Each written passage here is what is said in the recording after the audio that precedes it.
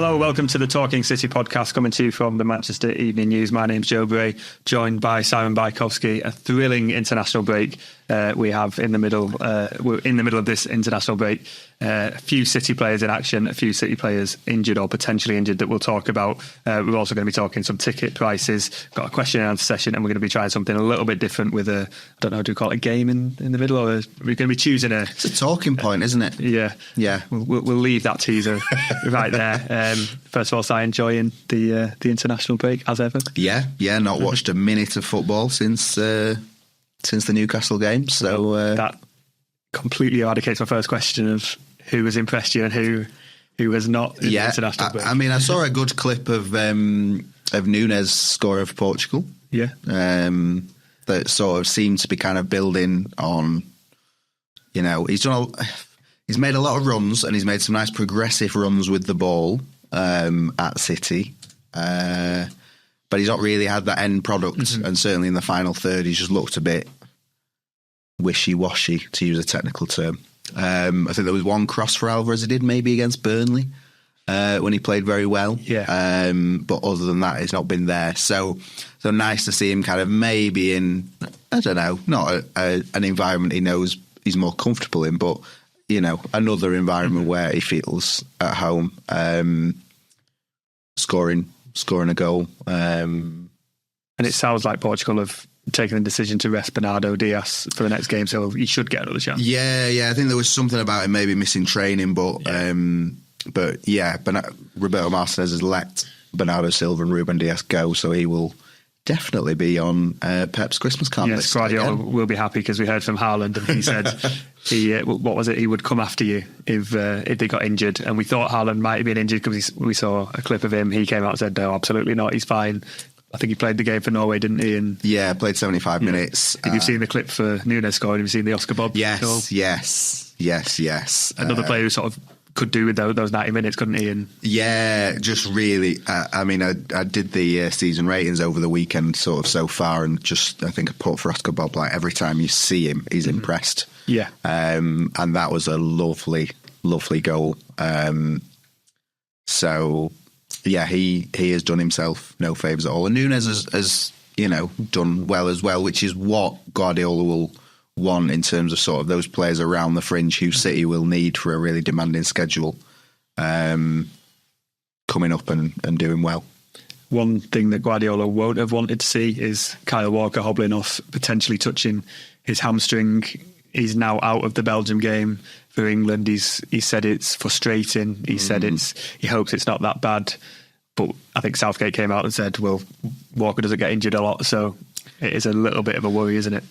Yes, it is. Walker has played a lot of games this season. I think only Foden has played more than him for City, so he's been really, really involved. And he did so well against Vinicius, actually kind of injured himself getting back to stop a Vinicius attack, that he's going to be, he would have played, I think, both legs. It makes you think back to like the 2022 semi-final when like Guardiola brought Walker back from injury, and then Walker got injured again, and he brought Stones back from injury, and Stones got injured again, and sort of, as much as there was some alchemy at the Bernabeu that saw Real through, like, had City had Stones and or Walker fit, maybe that would have sort of seen him over the line. So, when you're talking about matches against Real Madrid, it is these fine margins, and like, are these players, can you get your best 11 on the pitch? And like, City, when they won the treble, were able to sort of mostly get through. They had Ake missing for kind of the final few months, but he kind of came round, and then De Bruyne in the final. But like, injuries and fitness is such a huge part of it, and yeah, ahead of a game against Vinicius, like, Walker is not the player you want to see hobbling off. I was looking at sort of what they did last season, because Walker found himself out of the team, didn't he? So much so that he looked at a move away in the summer.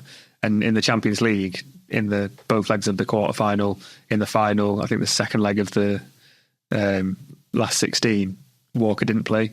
Walker was out of that sort of best 11, wasn't he, in Europe, because you had Akanji and Stones sort of alternating in that right back role, pushing into midfield. It worked. So when Arsenal visit the Etihad, if Walker isn't there, you can see what plan they will have, what the plan B is.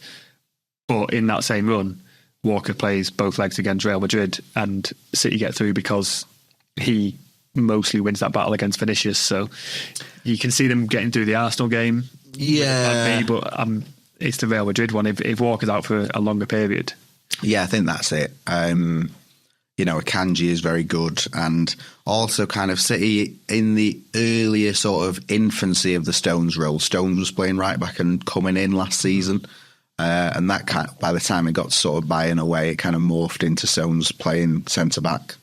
Akanji did really well at left-back against Real Madrid with Ake injured. So, he can... And against Arsenal. Do it against sort of a good fullback, but it just requires... just feels like Vinicius is so good and knows that kind of Walker has got his number. Yeah. He will kind of very much... look forward to not having to face Walker. Well, I think Vinicius said he was like, it's always a shame when players get injured, but also Walker is the best player I've ever played against. So. Yeah. I think City will be, how far away? We're about 2 weeks, so yeah. It feels like the Madrid game is more important for Walker to be back for than Arsenal. Yeah, it is, because I think Real are a better team than Arsenal, and City have kind of got Arsenal's number at the Etihad as well. So it would be a surprise if kind of Arsenal beat City at the Etihad, because I think they've lost every game that Guardiola's played against them in Manchester. So, and some big heavy defeats in that. I would more cope City to be able to cope without Walker against Arsenal than I would against Real. So it's not kind of like panic stations yet over the extent of Walker's injury, but I think City would dearly love him to be back in time for that Real Madrid game. And it's one of them, like you said, you don't want to rush such a key player back. And I think City have moved away from that with De Bruyne, Grealish, Stones, that sort of thing. They have, yeah. Although I remember when Guardiola did bring Walker and Stones back in that year, and he said, sometimes certain games you've got to take the risk. Mm-hmm. And, Real away would probably count as that risk. One option that we haven't really spoken about, or nobody's spoken about, is Rico Lewis. He's not really played this second half of the season. No. And he's tended to play in midfield rather than right back, but he is a good option at right back. He's been called up to the England squad in place of Walker, which kind of makes you think, yeah, he's, in terms of players that Guardiola knows he could put in and would do a job, certainly against Arsenal, he played at the Emirates in midfield, but I think... And I'm just looking, he played it right back in the Cup win last season. Yeah. So I think Lewis could be an option, certainly against Arsenal, but he's kind of shown that he's not really fazed by the biggest occasions. With Akanji and then Lewis, you do have options, but Walker's still the one that you want to be lining up against Vinicius. Yeah. Arsenal have lost the last 8 at the Etihad. Last one in 2015. So yeah, and I bet the aggregate score is pretty bruising as well. There's 4-1, 1-0, 5-0, 1-0, 3-0, 3-1, 3-1, 2-1. Yeah.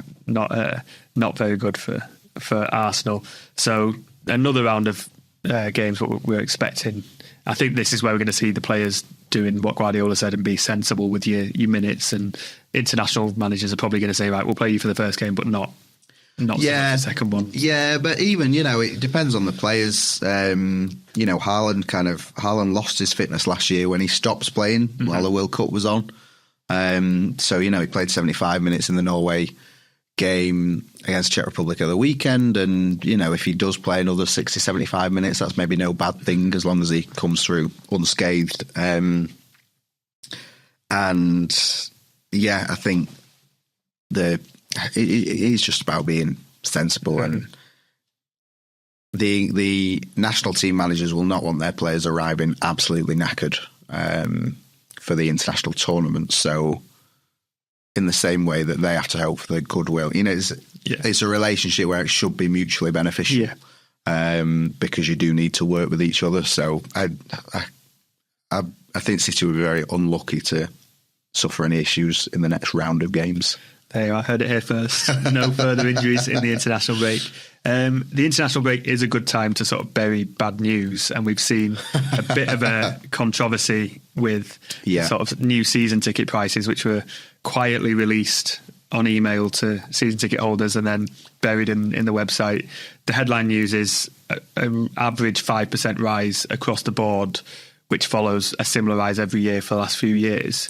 Yeah. A lot of fans are unhappy about this. What's the reasoning for it from the club? And you've been speaking to the fans. What are they saying about why they're not happy? Yes. The club have offered very little in kind of mitigation, really. And, you know, we're not out to sort of slag off the club every day of the week, but equally sort of matters where they're not reading the room and not sort of in line with the fan base, you've got to point it out. And the reason for the average 5% rise, and it is an average, some people have seen it go up sort of 10%, is one, kind of in line with the rising operating costs and inflation, and also because other clubs have done it.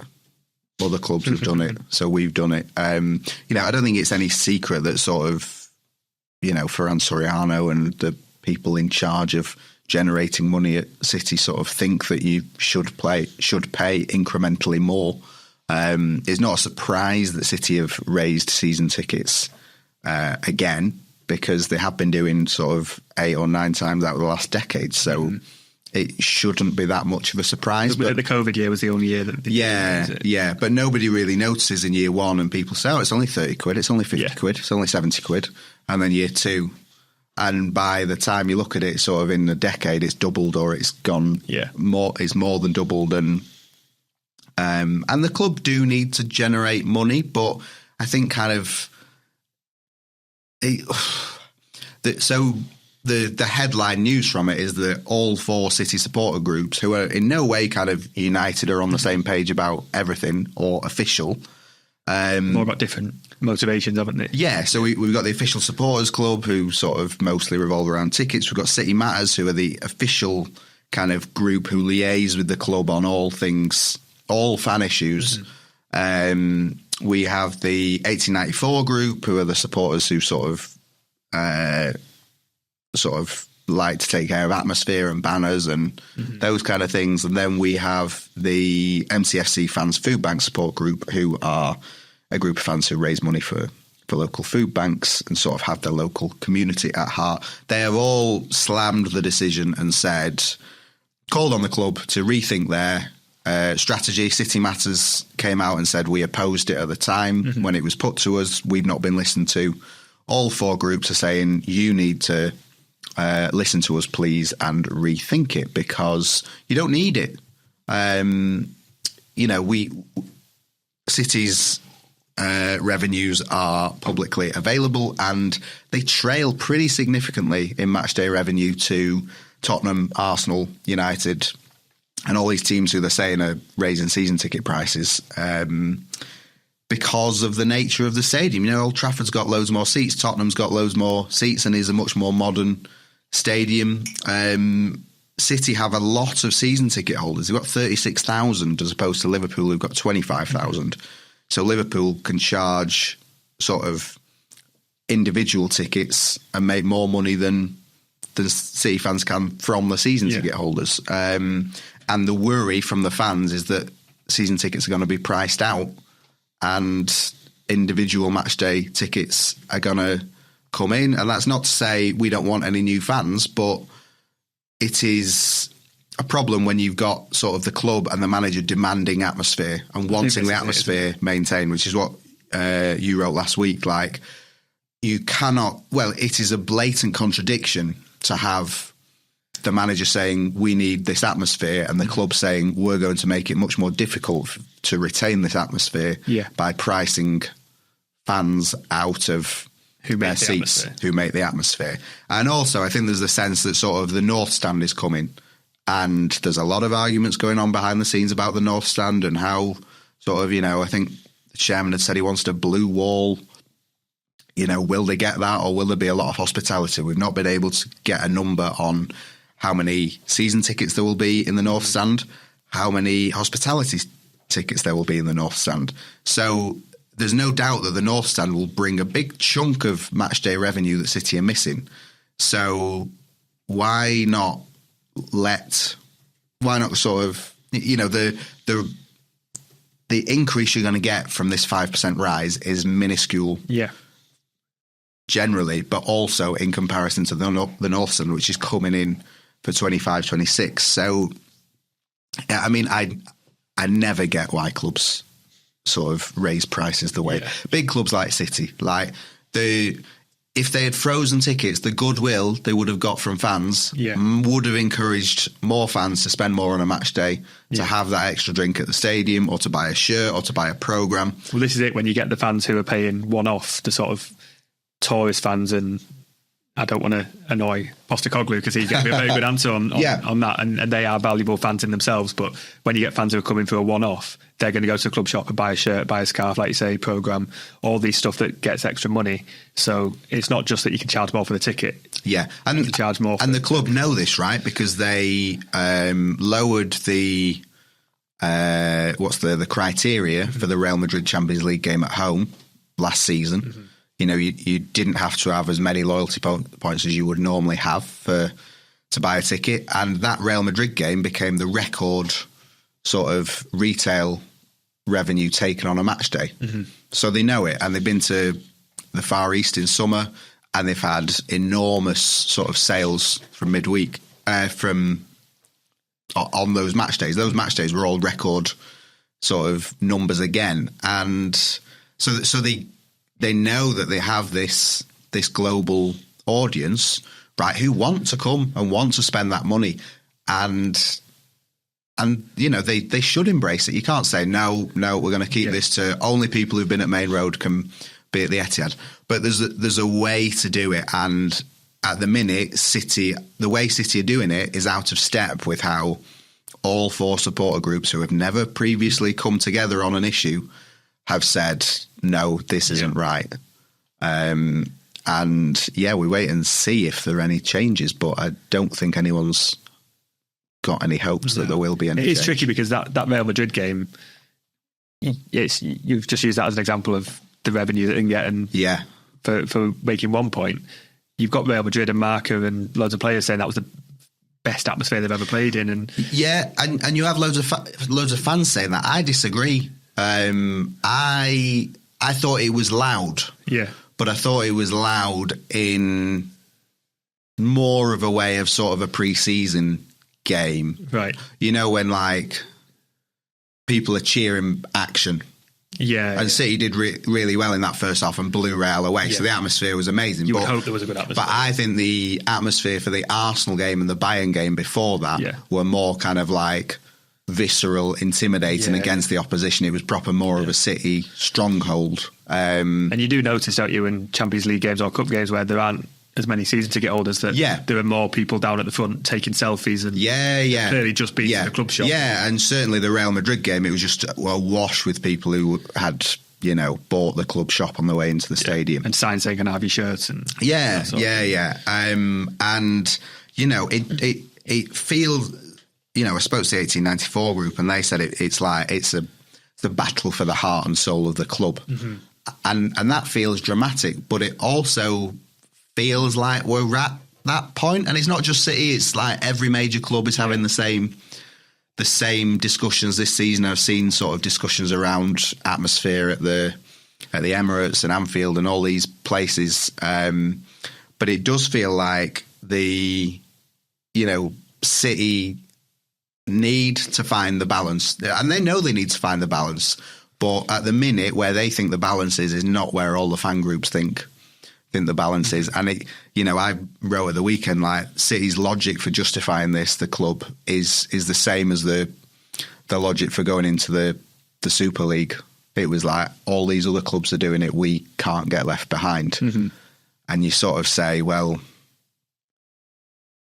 why not just stick to the values that your fans want you to have? And, imagine if, for all the stick City get and City fans get online, if they could say, like, for the whole of next season, our club's frozen ticket prices, And if you say what you like 1 year and then raise it the next, it's like, okay, well, yeah. But you can say what you like about the club spending loads of money or anything like that. But is your club frozen ticket prices? No, they're making more out of you. Like, ours have actually said yes, and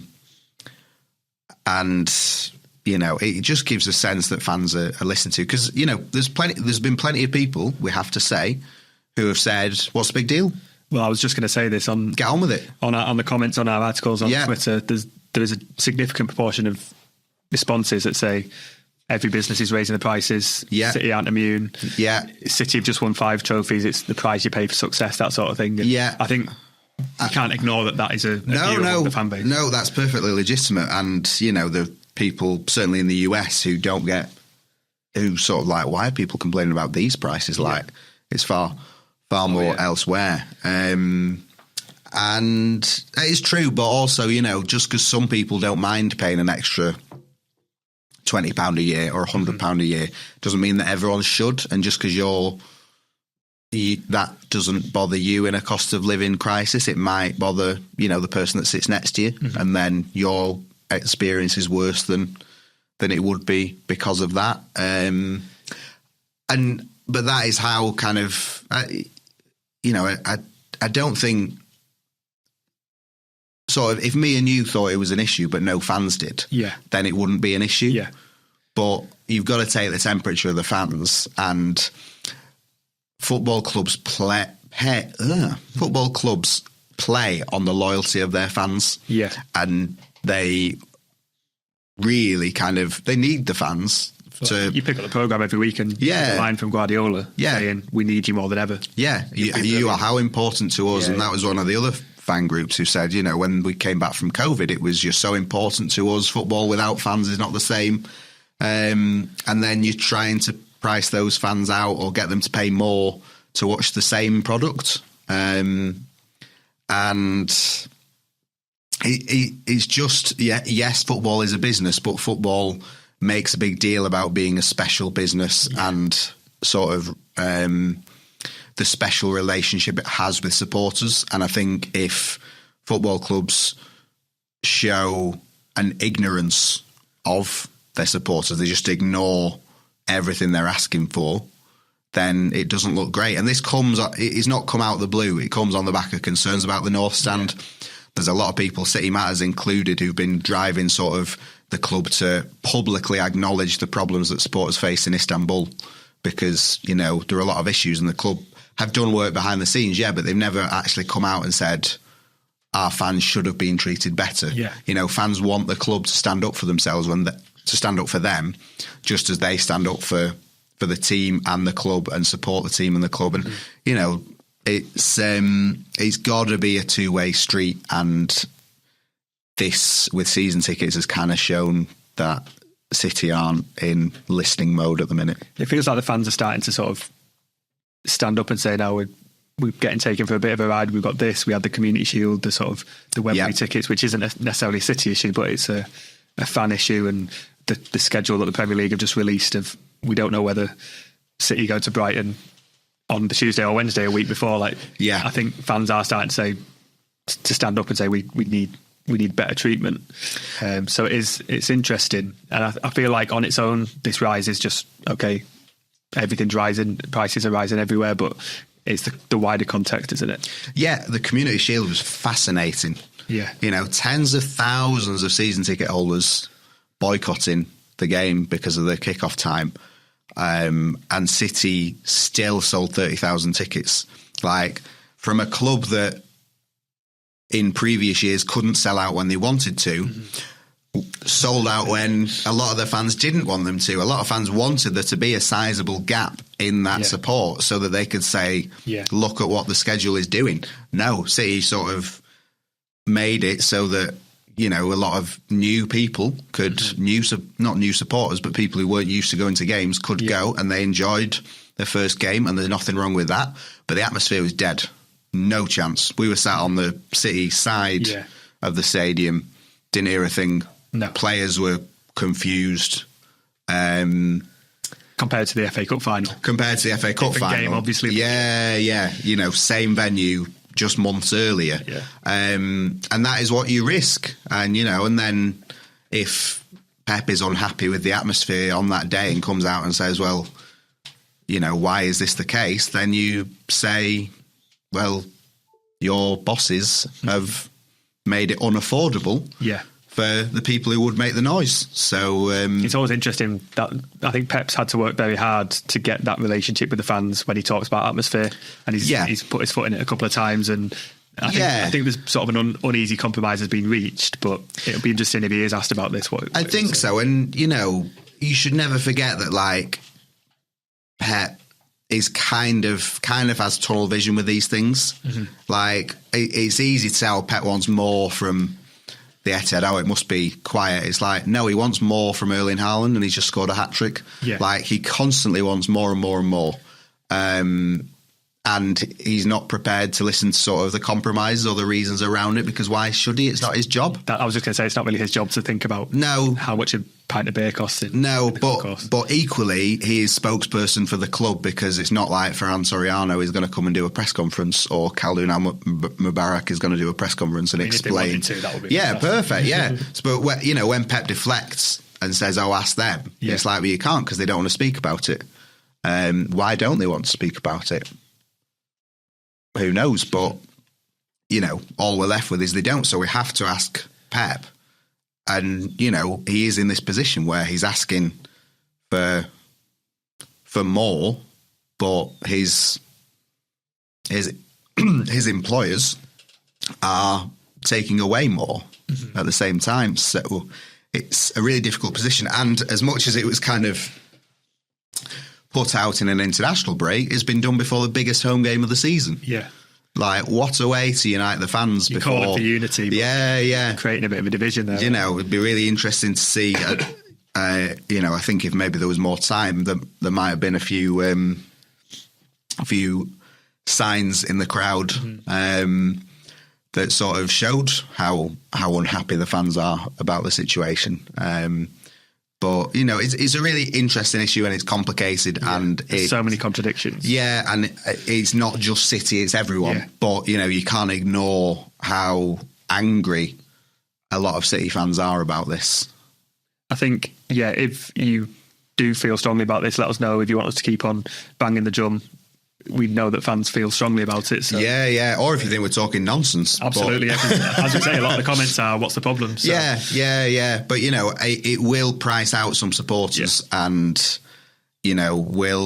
I couldn't get any answers last week on whether season ticket numbers will be kept. Mm-hmm. So, it may well be that if season ticket holders are priced out, then their ticket is then sold 19 times, which again isn't necessarily an issue, but it sort of takes away someone who has been there for a long time, or maybe not, but it risks taking away the atmosphere.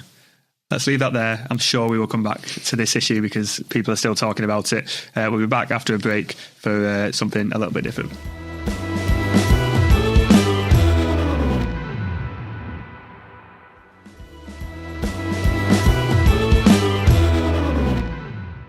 Hello, welcome back to the Talking City podcast. Before we move on, make sure you watch and listen to the podcast that we did last week. Simon spoke to Steve Aziz, the former City kit man, had a lot of good stories from was it the Mancini era? Yes, yeah. So, winning the FA Cup and the Premier League, so quite an exciting time. The 6-1 at Old Trafford, and a lot of pre-season in LA, a lot of stories. Here, a look into the dressing room, and I think there's a Balotelli story or two, wasn't there? So we can always rely on that. We're going to, because there is a lack of news in the international break, we're going to try something a bit different. We've been tasked with creating an 11. I'm reading here, it's a post-takeover 11, but we can only have one player per nationality. So we can only have one English player, one Brazilian player, one Belgian player. I found this quite hard. Yes. I've got various combinations of 10 players, but I'm struggling for a good number 11, not position, but name on the team sheet. How did you approach this? Because I sort of went for the key players first. For example, you've got to choose Kompany or De Bruyne for Belgium. Yeah. So which one did I do? I probably picked... I found England the hardest. Yes. I found an English player the hardest. And I think, if you're looking at goalkeepers post-takeover, then it's only really Joe Hart or Ederson. Absolutely, yeah. But that limits... Hart is amazing. Yeah. But I couldn't make Hart my English pick. Okay. So I picked Ederson. Yeah. And then that kind of had a knock-on effect of not being able to pick, say, Fernandinho or Gabriel Jesus. Yeah.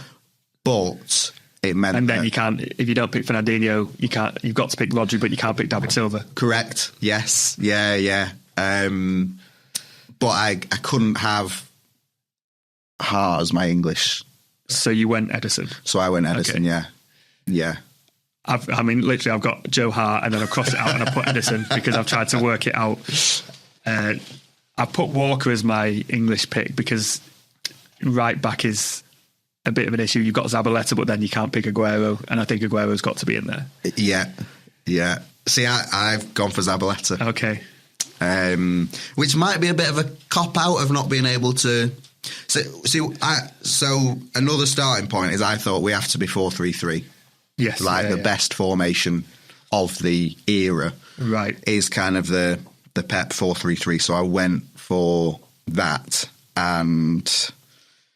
As a result, you can only have one person up front. So if you're picking Aguero, you can't have Haaland. Mm-hmm. But also Zabaleta was amazing. Yeah. And was really, really good for so many years and crossed eras. He was crucial to the Mancini team, but then Pellegrini as well. And then was really, really important to Guardiola, kind of not just his playing, but his kind of knowledge and experience. Fans still sing Zabaleta's name. Yeah. Walker's been brilliant and will probably go down as a better right back, but are they going to sing Walker's name? Yeah. But Walker is probably, that 2017 year when City made all those signings and Walker just in an instant changed what we thought about fullbacks. Yeah. And has been amazing for 7 years. So why did you pick Walker? Just because... I picked Walker because I put Aguero in, so there's no other real right-back option. Yes. I think as good as Stones has been, Foden, you other English players, I think there are other players in those positions. Yeah. I can leave Foden out. Yeah. I've got other defenders for centre-back, so I went Walker. I went Kompany in defence. Okay. Ahead of De Bruyne as the Belgian pick. I just think he was probably more important in his position and leading City through that period. I think De Bruyne is the better player and probably the best City have ever had, but I think as a captain, I think Kompany is captain Kompany. Yeah. So I've left him out. I've gone De Bruyne. Right. And another thing I sort of thought about picking was just who I've enjoyed watching the most. Yeah. And for me, De Bruyne, I've not enjoyed watching anyone more than I have De Bruyne. No footballer makes you... That was the hardest one to leave out. Yeah. No one makes your jaw drop more than watching what De Bruyne when he picks done. The ball up in the centre circle and runs, you're something's going to happen here. Yeah. And also Stones, it was hard to leave Walker and Hart and Foden out and others, but seeing Stones do that in the Champions League final, and also kind of his journey, because he kind of came in 2016 and was a Pep poster boy, and then Pep had that whole he's got more balls than everyone in this room, and then really, really struggled and was kind of expecting to be sold, dug in to stay. Probably only stayed because Eric Garcia left. Madness. But got his place back, was amazing alongside Diaz, and then has transformed into this incredible footballer. So Stones for me, and then Diaz. I've gone Diaz as well. Just because I feel like I could use Bernardo further up the pitch, but I think his impact when he came in. Yeah, because no one thought they could replace Kompany, and they just had a year where they hadn't replaced Kompany, and they'd really struggled and lost the league, and then Diaz came in the week after they lost 5-2 at home to Leicester, and it was like, oh my God, what is this team doing? And then it was just like that. I remember it was his first game at Leeds and they drew 1-1, and he did an interview. He was like, "That's not good enough." Yeah. Like, you've just signed. Yeah, but he was straight away. He was like, "No, we need to do better than that." Yeah, and it was also kind of, City liked to do a lot of signings really early on and sort of pursue them for months, and it wasn't really clear who they were going to get at centre back. It was just like, you really need to get one. It was the summer of Koulibaly and Jimenez and.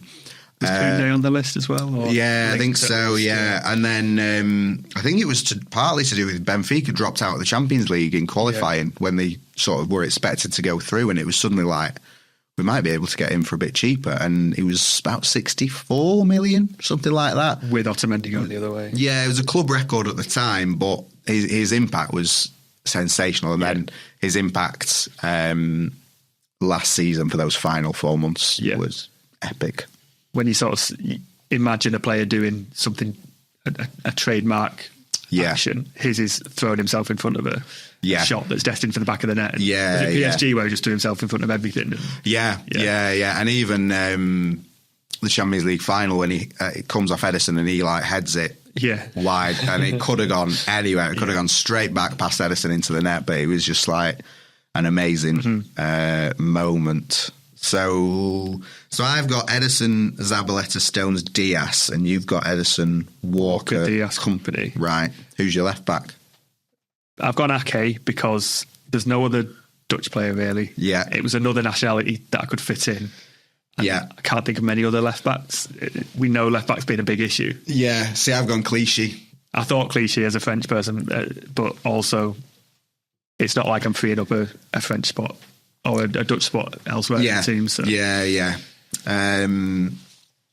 Clichy just very key to the kind of early success under Mancini and Pellegrini, and I kind of feel like he didn't get as much time as he wanted under Guardiola because he was at sort of the wrong end of his career. Yeah. But I remember some like wonderful goal he scored at Swansea in the League Cup where it was just like an amazing passing move, and he ended up sort of on the right side of the box, sort of finishing it. And it feels like, from a punditry point of view, there is no one better for discussing like how Guardiola wants his players to play than Clichy and Thierry Henry. Like, I just find them so easy to listen to and clear, and which is a massive skill, like taking those complex ideas and putting them into so I kind of picked Clichy. I thought Clichy as an option, but Ake has been immense, and he's another one. His journey is sort of, he was dotted around the back four and came as fourth choice or whatever it was, and he started in the Champions League final and was sort of immense at left back. This is where it gets difficult now in midfield, isn't it? Do you know what? Midfield is where I started. Yeah. I thought about Ederson, but also... So, Ederson was where I started, and then it was my midfield in terms of... You have to pick Rodri if you're not picking Fernandinho. Yeah. And then Kevin De Bruyne is a must. And for me, Yaya Toure has to be in there. So I've also gone Rodri, I've also gone Yaya Toure. I can't have De Bruyne because I picked Kompany. I've gone Gundogan as my other one, again, because Sane is probably the only other German player, and we're sort of limited by country. So it's not the midfield I want, because I think if you're picking the best, you want De Bruyne there, you want David Silva. Yeah. But I think Rodri, Yaya and Gundogan is probably the best balance. Yeah.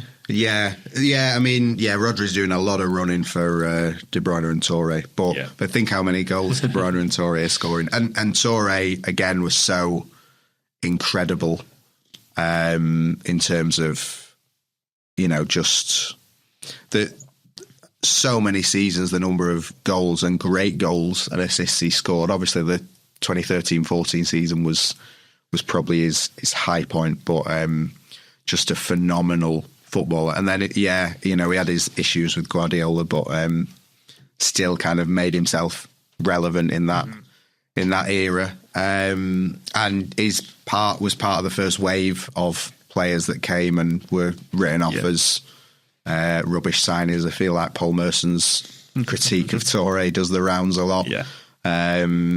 But what a signing he turned out to be. And those Wembley goals as well, they were so important, weren't they? Yeah, they were iconic.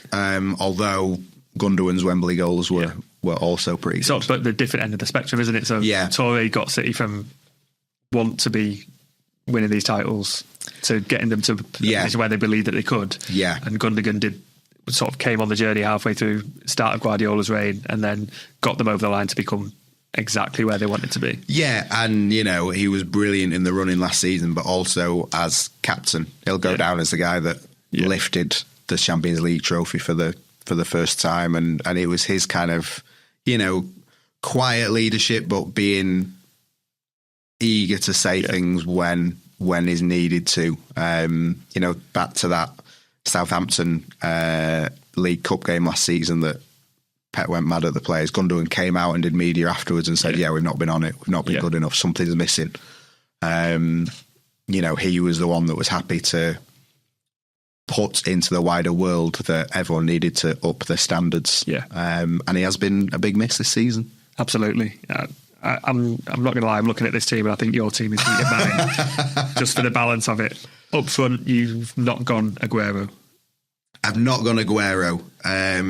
So in a similar way to just players that I love to see, I've picked Sane on the left wing. Okay. Which, if you've not gone Gundogan, that's quite a... Yeah. I mean, I think that's a popular choice. He was just great fun to watch, and he was part of probably the most enjoyable City team on the eye. Mostly due to circumstance, because it was 17-18 when City had a disappointing first season under Pep, and then 17-18 they just blew the league away. And they could never have blown the league away again because everyone was increasingly ready for them. But some of those games that he played and scored the winner against Liverpool in that game the following season, just like really good. Unstoppable, that pitch, wasn't he? In a similar way to Doku started off, but just kind of with more consistency, and it was kind of like the perfect City signing and picking this kind of young talent that they could bring more out of. And if he's not going to stay, then you get a bigger fee than you've paid for him. So he's sort of almost the textbook City signing, but didn't actually stay that long. I'm going to assume Haaland is Haaland is, I think because of obviously his goals, but also he's the only Norwegian. It's quite a good pick. A good pick. Yeah, unless you're not have Oscar Bob, but I'm not got Oscar Bob. Not quite, no. And then my final spot is the hardest. Yeah, this is the one where you've used up all sort of the. Have you? I can't have Foden. I can't have Sterling. I can't have David Silva, Bernardo Silva, Gabriel Jesus. So I've kind of shoehorned a player in there in Mario Balotelli, and just kind of imagined that he stayed at City and Pep turned him into an amazing winger, wide forward. Who could? I think we're allowed a bit of leeway on this. Who could dazzle? But it was really. That was my 11th position where I was like, Christ, I thought about Mahrez and very good, but I don't know. I've not gone for sort of two wingers and a striker. I wanted Aguero and Haaland in there because I've just gone for the best attackers. The best attackers, And then the third one, I wasn't sure. I've written down Dzeko because he was he was very, very, very good player. And underrated, really. If Aguero wasn't there, he'd have scored so many more goals. But even his record itself was good. But I think Mahrez could be there. I don't know. Now you've said Mahrez, it's like, oh yeah, maybe it'd be a better fit, I think, for that right wing. Yeah. And was really, really important. Imaginary Balotelli. Yeah. I think if you go on balance, you probably want Mahrez on that side, possibly. Yes. On the run to the first Champions League final. Yeah, I think I want Mahrez, but you don't care because you've just got 3 strikers. Yeah. I've not gone for any sort of my tactics. 3 goal scorers are scoring 100 goals, which is fair enough. And 3 players who definitely want to play in the middle and not. Yeah. I've gone for the England national team tactic and just put 11 players on the pitch and they'll work it out. Yeah, but it was... Another one I've written down, potentially left back, is Kolarov, who was an option. But I think left back was quite an open one because there's not been many players who've impressed as much as other positions, but also the ones who have are pretty much the only player of their nationality. Yeah. And when I was trying to sort of squeeze the defence in, I did kind of think about Akanji, who again hasn't been there long, but is Swiss, which nobody else is. Yeah. And has done amazingly since he came in. But it's mad, like you say, we've not got David Silva in either of our teams. No. See, if I'd not had Clichy, I might have considered Nasri as well. Yeah. Because Nasri was someone who had so much talent and was so good to watch, but then was so frustrating. And, I think he saw himself as an ideal player for Pep. I think he might have said it before Pep came in. He was like, Pep will enjoy working with me, but it was just like he didn't quite have the work ethic to get there. But I think he's a bit like Balotelli in the sort of what could have been. Yeah. But I mean, David Silva is probably the biggest miss, and then either Company or De Bruyne. But again, it comes back to the keeper, the holding midfielder, the Brazil, Spain sort of. Yeah. So I mean, I've left all 3 players out who have a statue outside the Etihad. So maybe that isn't the best team, but it just shows how difficult it is. To do. I would argue as well, if you were picking just the best players, you probably wouldn't pick Toure or Gundogan, maybe, or there would be a much more big debate. But because of their because of the nationality, it's easier to put them in. I don't know what other combinations of this we can do, but it is quite interesting. Well, I mean, I think there will be something on the website, and it'd be quite fun if anyone else wants to have a go and pick a better team. Yeah, I think... Who's winning our game? I think yours is, because there is an actual... There is a structure. Yeah. I've just gone for players who played well in the position without considering a wider formula. Yeah, I think just about, but it'd be close. Yeah. I feel like yours is a Pep team with a system. Mine's maybe a Mancini or Pellegrini team where it's sort of on the way to becoming the sort of the finished product. But let us know if there's a piece coming. I'm sure there'll be comments. Social media, as ever. We'll be back after a short break, and we've got some questions from listeners that have been submitted, and we will be answering them in the final part of today's podcast.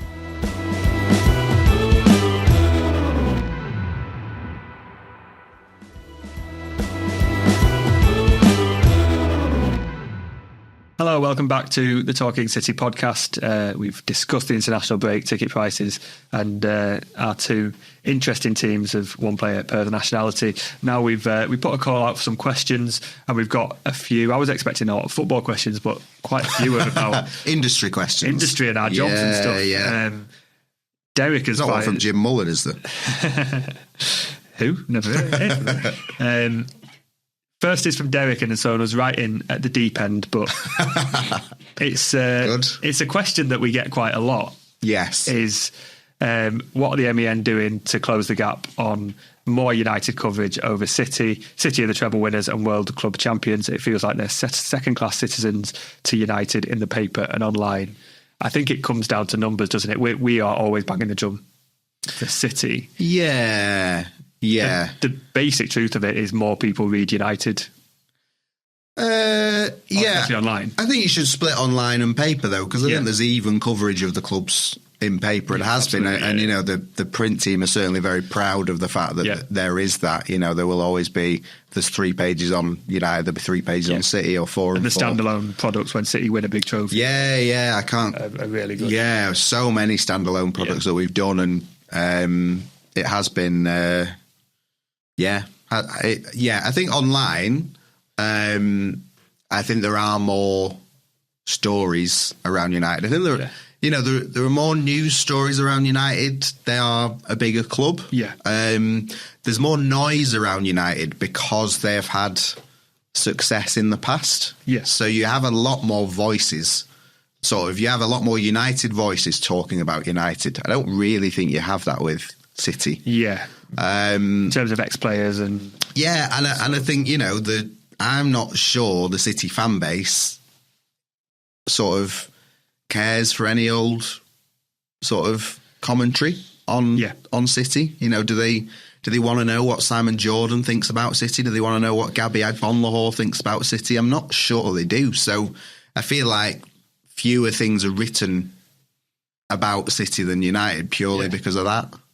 I always say, because we're in a sort of a sports desk where we write about City, our colleagues write about United. Yeah. I always say you've got to work harder for a City story in terms of who's going to read it, who's going to engage in it, because like you say, there's less stuff around. I think City fans they let you know if they don't like something. Yeah, I think so. And, and I think there's also more of a sort of, they don't want things just for the sake of it. Yeah. And so, part of writing is learning not to write almost, and not to just do things for the sake of it. And, I'm sure we can always do more or do better things. But I do kind of, I don't think they're treated the same, City and United, in the sense that the City audience is treated differently to the United audience, because they are different people.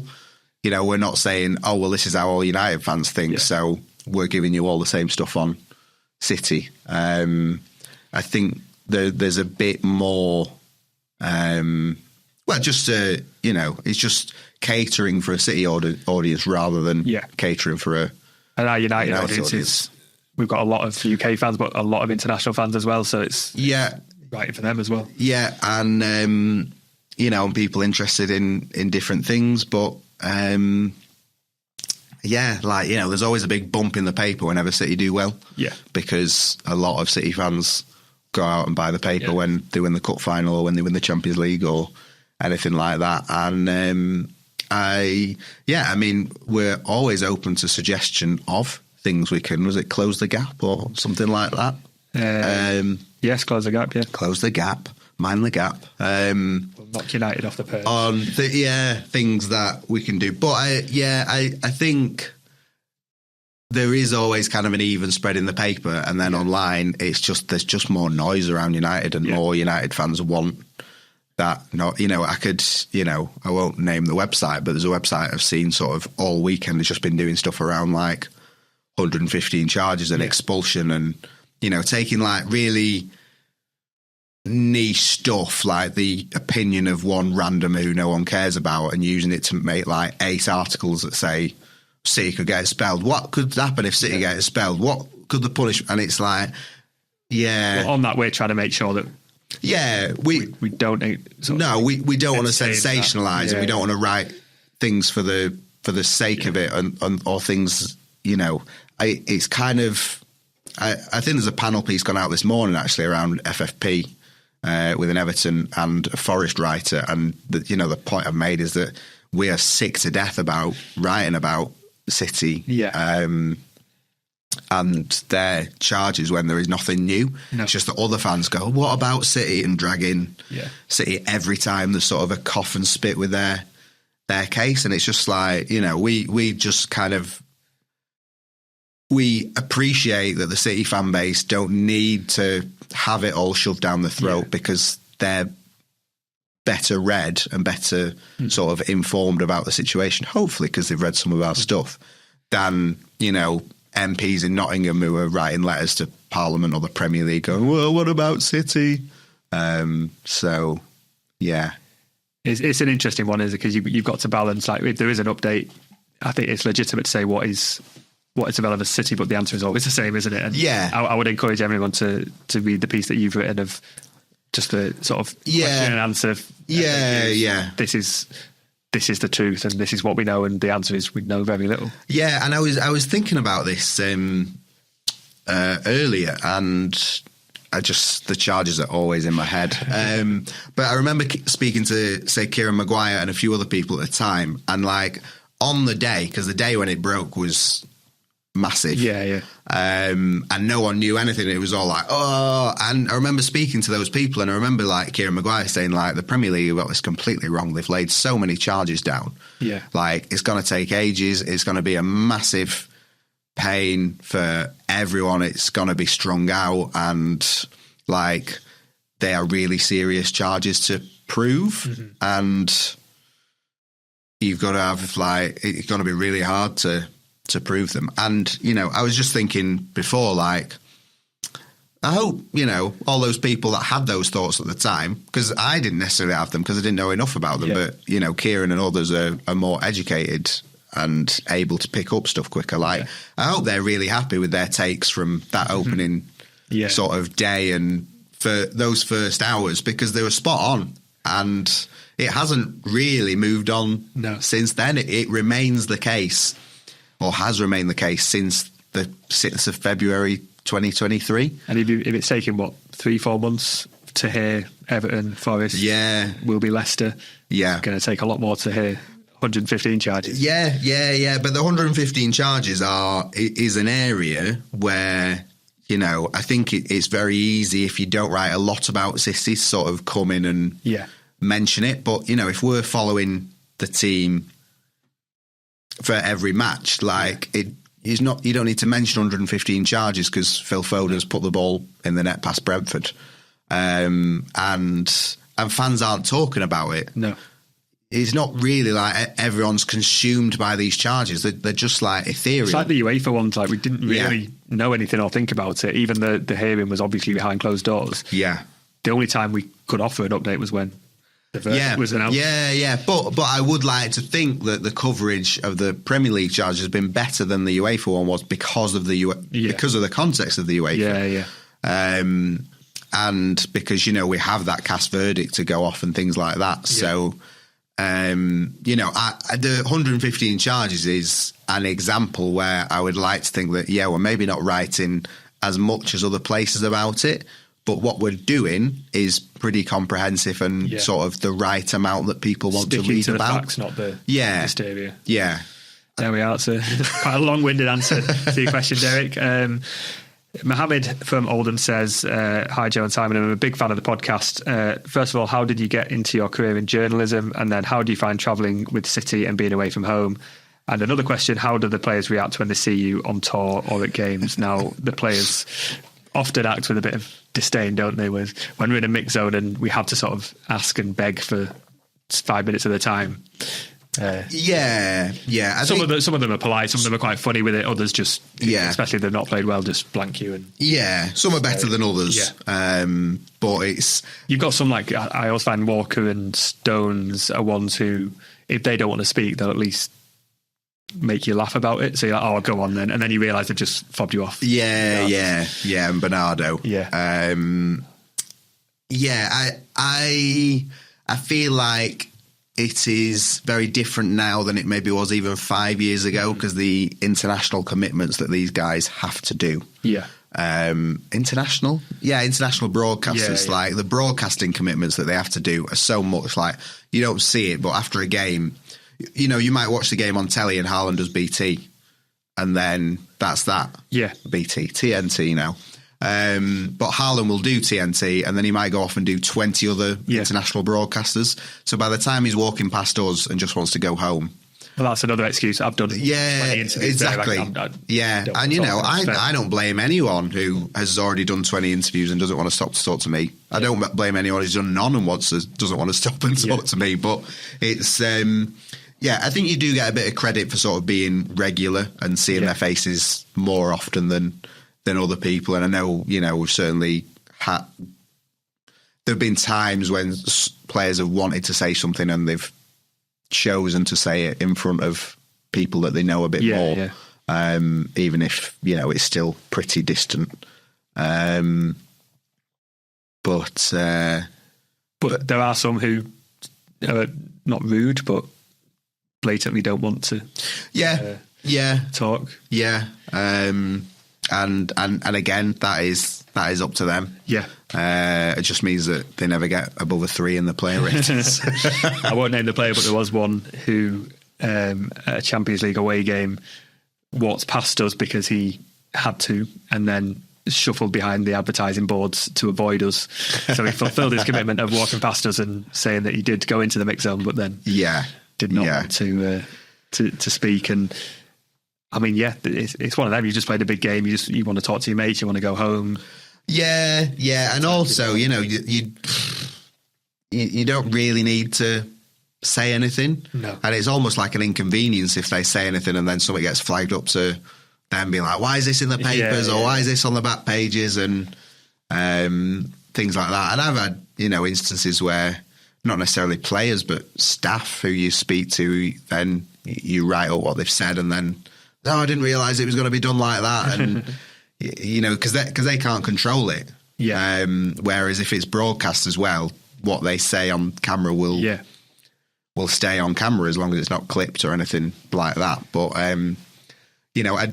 I don't really blame kind of Erling Haaland for not being abreast of the regulations of the UK newspaper industry at football matches and things like that. So and you get some players who... So I remember Calvin Phillips stopped after Rodri had got sent off and he had some... a run of 3 games and he had something to say, but if he's not played, he's not going to... No, and it's turned into a bit of a mix zone chat, this, but it's quite, we don't want to be hearing from the same voices all the time. No. So there was a time earlier in the season where I think Nathan Ake did a mix zone on a Monday and then a mix zone on a Saturday and then was put up for a Champions League press conference on the Monday. So he'd spoken 3 times in a week and then did the mix zone in the Tuesday after the game as well. And, nobody wants to be hearing from Nathan Ake 4 times in 8 days. He's a lovely man and often has very interesting things to say. He's one of the better players for stopping. Yeah, but you don't want to... You don't hear from any player. Yeah, and it's, it's not fair, but you don't want to be asking him every single time. Yeah. And the same with Manu Akanji did quite a few recently. Yeah. You want to be getting different voices. There was a period where Rico Lewis didn't realise he could say no. Yeah. After he'd made his debut, he kept stopping a lot of times and brilliant. Again, lovely lad. But you don't want Rico like 3 times in a week, especially when he's just come into the team. And the same you don't want Stefan Ortega if he hasn't played. No. You might want him if he has played, if he's made a save or things like that. But it really depends on the circumstances. Just like the broadcasters want to speak to the goal scorer or the match winner, so do we. But we also want to speak to people who have or are in a particularly interesting moment or something like that. So, it's...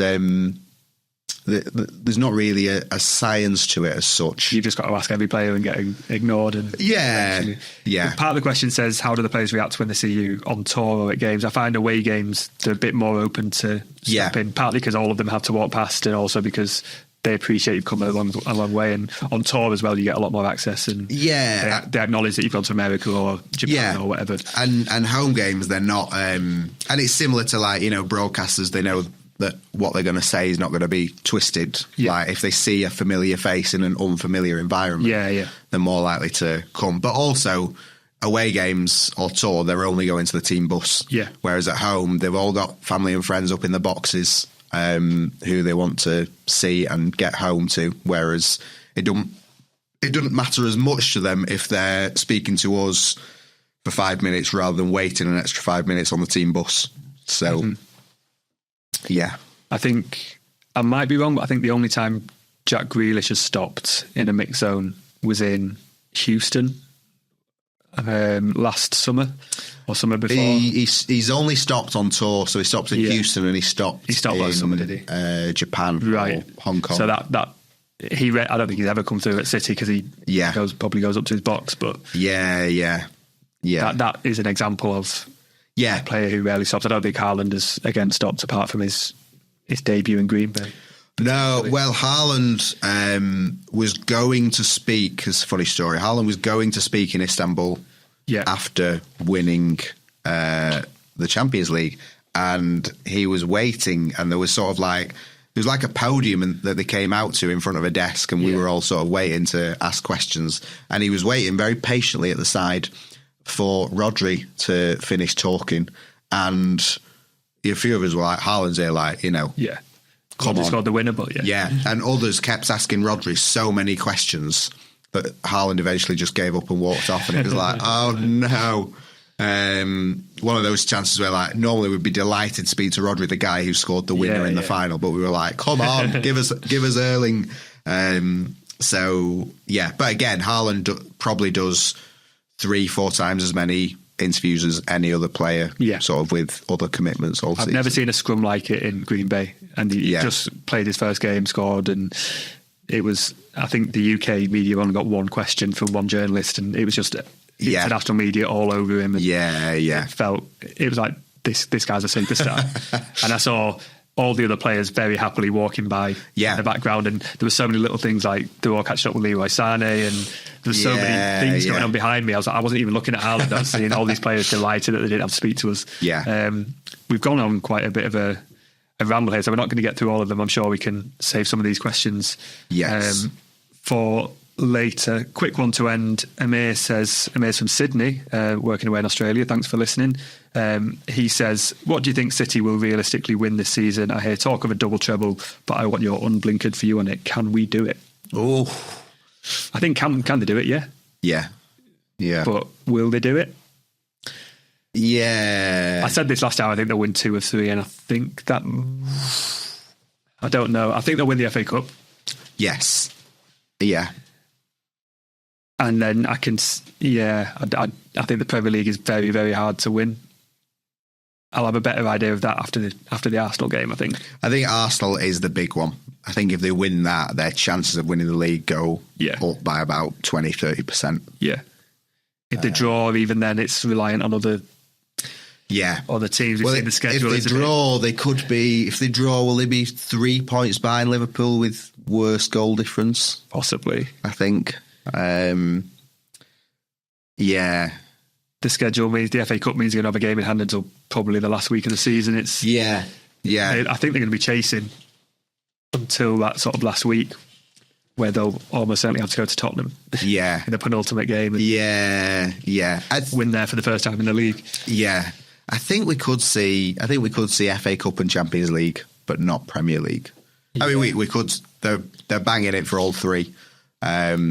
We're still.